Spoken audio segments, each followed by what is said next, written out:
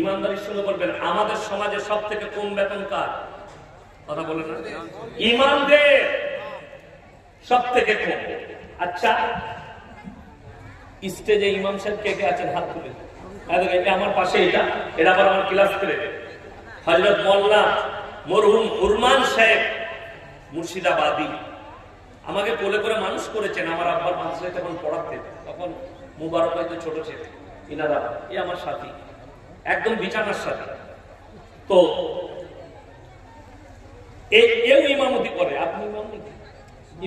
মাদ্রাসা শিক্ষক আপনি? এমনি এই যে ইমামদের বেতন তো ইমাম দিকে চিনতে পারছেন, এলাকার ইমামিনারা একটা ইমামের জন্য দেখিয়ে দেন যে তার বউ তাকে ৬,০০০ বেতন দেন। ইমাম সাহেবের বউ কোমরে কাপড় গুঁজে পেট বার করে পিঠ বার করে গ্রুপ লোন করতে যাচ্ছে, যাই না? এরপর বলুন, শুনেন, পার্থক্য বুঝিয়ে দিচ্ছি আপনাকে, আপনি শুনে যান পার্থক্যটা।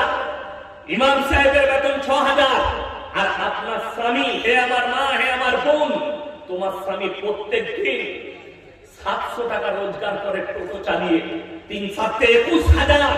তারপরেও তোমাকে পেট ফিট বার করে একটা বেঈমান কাফেরের সামনে গিয়ে মাথা চুল খুলে চেহারা দেখিয়ে নিলজ্জা হয়ে তোমাকে গ্রুপ লোন করতে হচ্ছে, বন্ধন লোন নিতে হচ্ছে।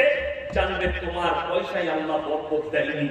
রাসূল আকরাম সাল্লাল্লাহু আলাইহি সাল্লামের হাদিস, যারা আল্লাহর রাস্তায় দ্বীনের পথে থাকবে, আল্লাহ মৃত্যুকাল পর্যন্ত ইজ্জতের রুজি দান করবেন। জন্য সুবহানাল্লাহ।